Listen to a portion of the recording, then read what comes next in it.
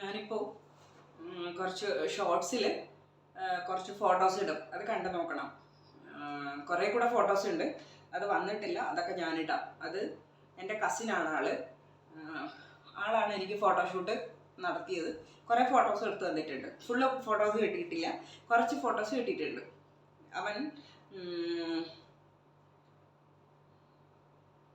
അവൻ അസിസ്റ്റൻ്റ് ഡയറക്ടറാണ്, പോരാത്തതിന് നല്ലൊരു ഫോട്ടോഗ്രാഫറാണ്. കുറേ വർഷങ്ങളായിട്ട് അവൻ ഫോട്ടോഗ്രാഫറാട്ടോ. അവനൊരു 15 വയസ്സ് കഴിഞ്ഞപ്പോഴേ അവൻ ആ ഫീൽഡിൽ തന്നെയാണ്. പിന്നെ അവൻ്റെ ഇൻസ്റ്റ ഐ ഡി ഞാൻ കൊടുത്തേക്കാം. അവൻ്റെ ഇൻസ്റ്റ ഐ ഡി കൊടുക്കാം, നിങ്ങളതിൽ മെസ്സേജ് അയച്ചാൽ മതി. താല്പര്യമുണ്ടെങ്കിൽ അവനായിട്ട് കോൺടാക്ട് ചെയ്യുക. എൻ്റെ ഫോട്ടോസൊക്കെ ഇഷ്ടപ്പെട്ടിട്ടുണ്ടെങ്കിൽ. അടിപൊളി ഫോട്ടോഗ്രാഫറാണ് അവൻ കേട്ടോ. പിന്നെ ബാക്കിയൊക്കെ അവനെക്കുറിച്ച് അവൻ്റെ ഇൻസ്റ്റാ പേജിലൊക്കെ നോക്കിയാൽ അറിയാം. ഞാൻ കൂടുതൽ പറയേണ്ട ആവശ്യമില്ലല്ലോ. ഞാൻ എൻ്റെ ഫോട്ടോസ് എടുത്തുകൊണ്ട് അവനെ ഇൻട്രൊഡ്യൂസ് ചെയ്യുന്നതേ ഉള്ളൂ. പിന്നെ കുറേ ഫോട്ടോസ് ഉണ്ട്, പക്ഷേ എങ്കിൽ അവൻ ഫുൾ ബിസിയാണ്. ഫുൾ ബിസി എന്ന് വെച്ചാൽ ഫുൾ ബിസി. ഇപ്പോൾ 2 മന്തായി എൻ്റെ ഫോട്ടോസ് എടുത്തിട്ട്. എനിക്കിപ്പോഴാണ് മിനിഞ്ഞാന്നൊരു 3 ഫോട്ടോ കിട്ടി, അതിന് മുന്നേ 2 ഫോട്ടോ കിട്ടി. ഒരു 2 അവർ കൊണ്ടാണ് എനിക്ക് എടുത്തത്. പിന്നെ അവനേക്ക് വേറെ ഫോട്ടോഷൂട്ടുള്ളതുകൊണ്ട് അവനങ്ങ് പോയി. പിന്നെ ഞാൻ കസിനായിട്ട് എനിക്ക് പൈസയൊന്നും കൊടുക്കേണ്ടി വന്നിട്ടില്ല. പിന്നെ നിങ്ങൾക്ക് അങ്ങനെ ആവില്ല, നിങ്ങൾക്ക് അങ്ങനെ ഇല്ല. പക്ഷേങ്കിൽ ആളങ്ങനെ കത്തിയൊന്നും വെക്കില്ല നിങ്ങളുടെ അടുത്ത്, അങ്ങനെയല്ല. ഭയങ്കര പൈസയൊന്നും ചോദിക്കില്ല. നിങ്ങളുടെ ഡീറ്റെയിൽ പറയുക, അതിനനുസരിച്ചിട്ട് മനസാക്ഷിയുള്ള കൂട്ടത്തിൽ. ഇപ്പം ഞാനെന്താണോ അതുപോലെയൊക്കെ തന്നെയാണ്. നമ്മൾക്ക് ഒരാളുടെ ഇതറിയാമല്ലോ.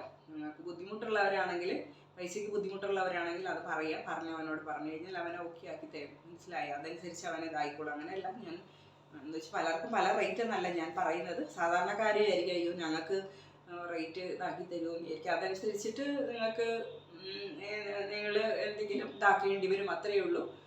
ചിലപ്പോൾ ഓരോ സൈസ് ക്യാമറയൊക്കെ ഉണ്ടെന്നൊന്നും എനിക്കറിയില്ല, ഡീറ്റെയിൽ അറിയാതെ അവരോട് ചോദിച്ചാൽ അറിയുള്ളൂ. എന്തായാലും എൻ്റെ ഫോട്ടോസ് ഞാൻ ഇട്ട് തരാം. അപ്പം ഷോർട്സിൽ ഞാനിടും, അത് കണ്ടു നോക്ക്. അവിടെ അവൻ്റെ ഡീറ്റെയിൽ ഞാനിടാം. ഡീറ്റെയിൽ എന്ന് വെച്ചാൽ അവൻ്റെ ഇൻസ്റ്റ ഐ ഡി ഇടാം. അവൻ്റെ കോണ്ടാക്റ്റ് നമ്പർ, ഇപ്പോൾ ഉള്ള നമ്പർ ഇടാൻ പറ്റില്ല. എന്താ അറിയോ, അവന് ഒരുപാട് വർക്ക് വരുന്ന, എല്ലാം കൂടി ആകുമ്പോൾ അവന് തലവേദനയാവും. അപ്പം ഞാൻ പറഞ്ഞിട്ടുണ്ട് നീ വേറൊരു നമ്പർ ഇടാൻ, എനിക്കതിൽ അവരെ കാണിക്കാനാണ്, ഇടാനാണെന്ന് പറഞ്ഞു. അപ്പോൾ ബാക്കി ഫോട്ടോസ് അവനിടുമ്പോൾ ഞാനൊരു നമ്പർ ഇട്ടേക്കാം, അവൻ്റെ നമ്പർ ഇടാം. അപ്പോൾ എനിക്കും ഇപ്പം എൻ്റെ നമ്പർ ഇടാൻ പറ്റില്ല. ഞാൻ ഒഫീഷ്യൽ നമ്പർ എനിക്കുണ്ട്, ഞാൻ അത് ആർക്കും കൊടുത്തിട്ടില്ല. എൻ്റെ വീട്ടിലുള്ളവർക്കല്ലാണ്ട് ആർക്കും. ഇപ്പം എൻ്റെ ഫ്രണ്ട്സ് വിചാരിക്കുന്നുണ്ട് ഐ ഡി ഞങ്ങൾക്ക് തന്നില്ലല്ലോ എന്നല്ല, ഞാനത് അങ്ങനെ വെച്ചേക്കുന്ന ഒരു നമ്പറാണ്. പിന്നെ എന്തെങ്കിലും ഞാൻ പറഞ്ഞില്ലേ സ്റ്റാർട്ടപ്പ് ചെയ്യുമ്പോൾ ആ നമ്പർ ചിലപ്പം ആ നമ്പറായിരിക്കും ഇടുക. കാരണം എല്ലാവരും ഒരുപോലെ ഇരിക്കില്ലല്ലോ, ഒരുപാട് കണ്ടുപോകുന്നവരല്ലേ. അപ്പോൾ ഇങ്ങനെ കണ്ടിന്യൂ നമ്മളെ വെറുതെ വിളിച്ചുകൊണ്ടിരുന്ന നമ്മൾക്കത് എടുക്കാൻ ബുദ്ധിമുട്ടായിരിക്കും. ഞാൻ എനിക്ക് സംസാരിക്കാൻ എനിക്ക് അങ്ങനെ ഇഷ്ടമല്ല. നേരിട്ട് ഞാൻ കത്തി വയ്ക്കും, പക്ഷേങ്കിൽ ഫോണിൽ എനിക്ക് അങ്ങനെ അധികം നേരം സംസാരിക്കാൻ ഇഷ്ടമില്ല. ബെല്ലടിച്ചാലൊക്കെ ഞാൻ ഇങ്ങനെ നോക്കിയിരിക്കുന്നത്, അല്ലാണ്ട് കോൾ എടുക്കില്ല. എന്നിട്ട് ഞാൻ വാട്സപ്പിൽ മെസ്സേജ് ഇട്ട് എന്താ കാര്യം ചോദിക്കും. വാട്സപ്പിൽ ചാറ്റ് ചെയ്യും, പിന്നെ മെസ്സേജ് അയക്കും. പക്ഷേങ്കിൽ ഫോണിൽ സംസാരിക്കുന്നത് എനിക്കിഷ്ടേ അല്ലാത്തൊരു പരിപാടിയാണ്. അതെന്തുകൊണ്ടാണെന്ന് എനിക്കറിയില്ല കേട്ടോ. എൻ്റെ സ്വഭാവമുള്ള വേറെ ആരെങ്കിലും ഉണ്ടോ? ചിലരിങ്ങനെ കണ്ടിന്യൂ സംസാരിക്കുന്നതൊക്കെ എന്ന് പറയുന്നുണ്ട്. എനിക്ക് അങ്ങനെ ഇഷ്ടമില്ല. അല്ലെങ്കിൽ പിന്നെ വീഡിയോ കോളിലൊക്കെ സംസാരിക്കാനാണെങ്കിലും വീട്ടിൽ കസിൻസൊക്കെ നമ്മളെ വേണ്ടപ്പെട്ടവരുണ്ടല്ലോ, വേണ്ടപ്പെട്ടവർ വിളിക്കുകയാണെങ്കിൽ വീഡിയോ കോളിലൊക്കെ ഇങ്ങനെ കുറേ നേരം മണിക്കൂറുകളോളം സംസാരിക്കും.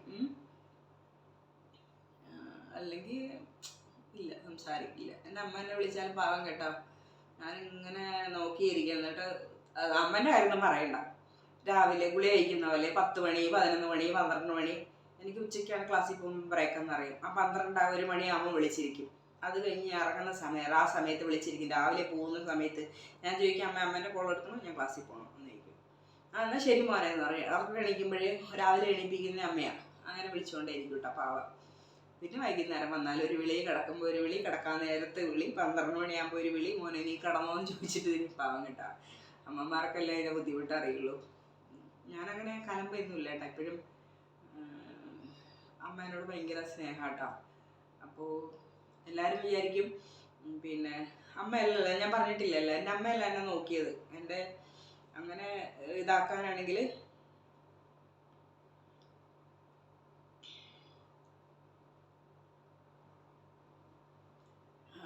പിന്നെ അങ്ങനെ നോക്കാനാണെങ്കിൽ ഭയങ്കര സ്നേഹം തോന്നേണ്ടത് ഞങ്ങളുടെ തലമൂത്ത ചേച്ചിയുണ്ട്.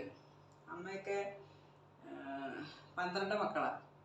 11 മക്കളും ഒന്നിനെ അമ്മച്ചി ദത്തെടുത്തതാണ്. അങ്ങനെ 12 മക്കൾ. അപ്പോൾ അങ്ങനെ സ്നേഹിക്കുകയാണെങ്കിൽ ഫസ്റ്റത്തെ വല്യമ്മേൻ്റെ മോളെ ആണ്, ചേച്ചീനെയാണ് അമ്മയാണ് ഞാൻ കരുതേണ്ടത്. അങ്ങനെ തന്നെയായിട്ട് ആ റെസ്പെക്റ്റാണ് ഞാൻ ചേച്ചിക്ക് കൊടുക്കുന്നത്. ചേച്ചിക്ക് അതറിയാം, അമ്മേൻ്റെ സ്ഥാനത്താണ് ഞാൻ ചേച്ചിയെ കാണുന്നത്. പിന്നെ ചേച്ചിക്കാണ് ഞാൻ അങ്ങനെ കൊടുക്കേണ്ടത്. ചേച്ചിയാണ് അമ്മയെ കാണേണ്ടത്. ആ ഉള്ളിൽ അങ്ങനെ തന്നെ ഇരിക്കേണ്ടത്. ചേട്ടായി അച്ഛൻ ആ ഒരു സ്ഥാനം തന്നെയാണ്. ചേട്ടായി ചേച്ചിന്ന് വിളിക്കുകയാണെങ്കിലും അച്ഛനും അമ്മയാണ് എനിക്ക് അവരെപ്പോഴും. അങ്ങനെയാണ് ഞാൻ കാണുന്നത്. ഉള്ളിലിപ്പോഴും ആ സ്ഥാനം അവർക്ക് തന്നെയാണ്. ചേച്ചിയാണ് ഞാൻ അങ്ങനെ സ്നേഹിക്കേണ്ടത്. ഉള്ളിലുണ്ട്, പക്ഷേങ്കിൽ പിന്നെ എന്നെ പ്രസവിച്ചത് എൻ്റെ അമ്മയല്ലേ, ആ ഒരു ഇതാ.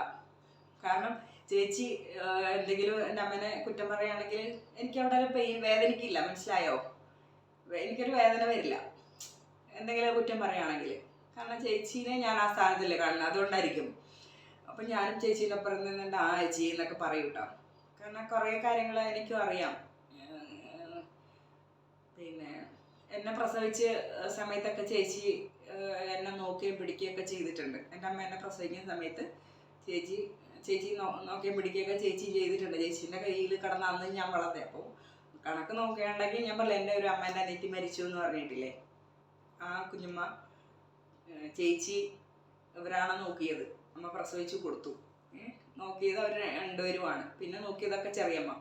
പിന്നെ ചെറിയമ്മേൻ്റെ കല്യാണം കഴിഞ്ഞതിന് ശേഷമാണ് കുഞ്ഞമ്മ, ഞാൻ പറഞ്ഞിട്ടില്ലേ, കല്യാണം കഴിഞ്ഞ് പോയി ഞങ്ങൾക്ക് വേണ്ടി കല്യാണം പോലും മാറ്റിയത്. പിന്നെ നോക്കിയത് എൻ്റെ ചേച്ചിയാണ്, അമ്മേൻ്റെ അടുത്തിയാണ്, അമ്മേൻ്റെ അടുത്തിൻ്റെ മോളാണ്.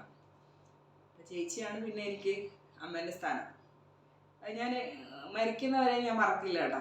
മരിക്കുന്നവരെ എനിക്ക് മറക്കാൻ പറ്റുന്ന കാര്യമല്ല ചേച്ചി എന്നുള്ളത്. ചേച്ചി എന്നെ നോക്കിയതും വളർത്തിയതും ഒന്നും വിചാരിച്ചിട്ടോ ഒന്നുമല്ല. നമ്മൾ പോലും അങ്ങനെ ഒരു കുട്ടിയെ കൊണ്ടൊന്നും നോക്കുമോ? ആരും നോക്കില്ല. ആരും എത്ര നാളെന്ന് വെച്ചൊരു കുട്ടിയെ നോക്കും? എനിക്ക് തന്നെ മടിയാണ് ചോറും കറിയും വെക്കാനും പിടിക്കാനും ഒക്കെ. നോക്കും, സ്നേഹമൊക്കെ കൊടുക്കും. പക്ഷേ ഈ ചോറും കറിയും 3 നേരം കൊടുക്കുക, ഇതിനൊക്കെ പോറ്റുക എന്നൊക്കെ പറയുമ്പോൾ വലിയ സംഭവം തന്നെയാണ്. നമ്മളെ തുണി അലക്കി തരിക, ഇതൊക്കെ ചെയ്ത് നടക്കാനൊക്കെ ഭയങ്കര ബുദ്ധിമുട്ടുള്ള കാര്യം തന്നെയാണ്. ചേച്ചിക്ക് 3 ആൺകുട്ടികളായതുകൊണ്ട് എന്നെ ഭയങ്കര കാര്യമാണ്. പിന്നെ ചേട്ടായിക്ക് പിന്നെ പെൺകുട്ടികളെ ഭയങ്കര ഇഷ്ടമാണ്. അതുകൊണ്ട് എല്ലാ അനിയത്തിമാരും ഇവിടെ നിൽക്കി വന്നു കഴിഞ്ഞാൽ പിന്നെ പോകാൻ പാടില്ല വീട്ടിൽ നിന്ന്. അങ്ങനത്തെ സ്വഭാവമാണ്. ഞാൻ തന്നെയായിരുന്നു അവരുടെ മോള്.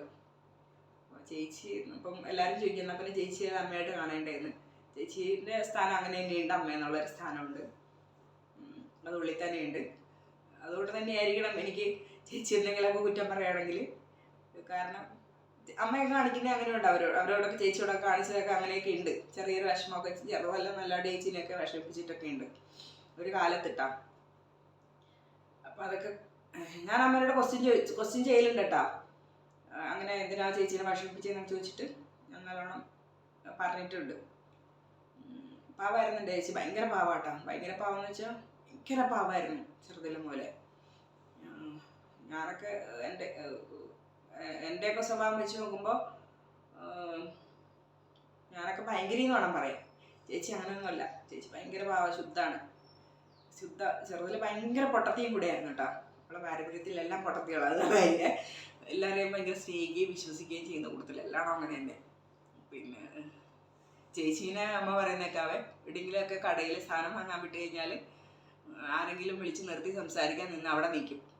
അവിടെ നിന്ന് പോയി സാധനം വാങ്ങിച്ചുകൊണ്ടൊക്കെ വരുന്നതെന്ന്. ഇപ്പോഴും അങ്ങനെ ഞാൻ പറഞ്ഞിട്ടില്ല, എന്തെങ്കിലും തിന്നാൻ കൊണ്ടുവച്ച് കഴിഞ്ഞാൽ പിന്നെ നാട്ടിൽ കിടക്കുന്ന ജനങ്ങളെ മൊത്തം വിളിക്കും. വഴി കൂടെ പോകുമ്പോൾ വായോ ഇതും കൂടെ കഴിച്ചിട്ടോ മാവാന്ന്. പിന്നെ ഞാനങ്ങനെയൊന്നുമില്ല, അങ്ങനെയല്ല ഞാൻ പറഞ്ഞത്. എനിക്ക് എന്തെങ്കിലുമൊക്കെ ഉണ്ടെങ്കിൽ കൊടുക്കും എന്നല്ലാണ്ട് വഴിയെ പോകുന്നവരെയൊക്കെ വിളിച്ചിട്ട് വാവാ തിന്നാൻ വാന്ന് പറഞ്ഞു ഞാൻ അങ്ങനെയൊന്നും വിളിക്കലൊന്നുമില്ല. ഞാൻ തന്നെ തിന്നുന്നത് ഒരു കണക്കിനാ, വെക്കാനൊക്കെ മടിയായിരിക്കും. പിന്നെന്താ, ഞാൻ പറഞ്ഞു വന്നൊന്ന് എവിടേക്കോ അവൻ്റെ കാസ്റ്റ് അവൻ്റെ ഇടാനാണ് ഞാൻ വന്നത്. എന്തായാലും ഷോർട്സിൽ ഞാനിപ്പോൾ ഫോട്ടോസ് ഇടാം, അപ്പം കണ്ടോ. എന്നാൽ പിന്നെ ബൈ എല്ലാവർക്കും, ഷോർട്സ് ആയിട്ട് വരാട്ടോ. എല്ലാവർക്കും ലവ് യു. എന്നെ സ്നേഹിക്കുന്ന എല്ലാവർക്കും ഒരുപാട് താങ്ക്സ്, ഒരുപാട് നന്ദിയുണ്ട്. എല്ലാവരും ഇഷ്ടം കൊണ്ടായിരിക്കണം എൻ്റെ വീഡിയോസ് കാണുന്നത്, അതെന്ന് എനിക്ക് ഉറപ്പുണ്ട്. പിന്നെ എവിടെയെങ്കിലും വെച്ച് കണ്ടാൽ എന്നെ കാണുമ്പോൾ തോന്നും ഭയങ്കര ജാടിയാണ് അവളെന്നൊക്കെ തോന്നും. മിണ്ടാൻ വന്നാലുണ്ടല്ലോ നിങ്ങൾ പാഞ്ഞോടും, അതുകൊണ്ട് വാടച്ചിക്കില്ല ഞാൻ. പിന്നെ കാണുമ്പോൾ അങ്ങനെ തോന്നുകയാണെങ്കിൽ ഒന്നും വിചാരിക്കേണ്ട, ഓടി വരിക, എന്നോട് മിണ്ടുക കേട്ടോ. കാണുന്നവർ എന്നോട് മിണ്ടണം. എനിക്കിപ്പോൾ ആരാന്നൊന്നും അറിയില്ലല്ലോ. പരിചയപ്പെടണം എന്നെ കാണുന്നവർ, മിണ്ടണം. എനിക്കിഷ്ടം എല്ലാവരോടും മിണ്ടാൻ ഭയങ്കര ഇഷ്ടമാണ്. പക്ഷെങ്കിൽ വേദനിപ്പിക്കാണ്ടിരുന്നാൽ മാത്രം മതി കേട്ടോ. വേദനിപ്പിക്കുന്നവരൊന്നും ഓർക്കുക, തിരിച്ച് ഞാൻ വല്ലാണ്ട് പറയും. അപ്പോൾ കട്ടക്ക് നീക്കാൻ പറ്റുമെങ്കിൽ മാത്രം വേദനിപ്പിക്കാൻ വന്നാൽ മതി. അതായത് 1 പറയുമ്പോൾ ഞാൻ 10 പറയുന്നു, ആലോചിച്ചുകൊണ്ട് മാത്രം എന്നോട് വഴക്കിടാൻ വരിക. പിന്നെ അത് കഴിഞ്ഞാൽ അത് കഴിഞ്ഞു കേട്ടോ. പിന്നെ ചിലപ്പോൾ വേദനിപ്പിച്ചിട്ട് ഞാനവിടെ തലവിറ്റി വീണാൽ സ്വന്തം തലയിലാവും എന്നുള്ള കാര്യം ഓർക്കുക.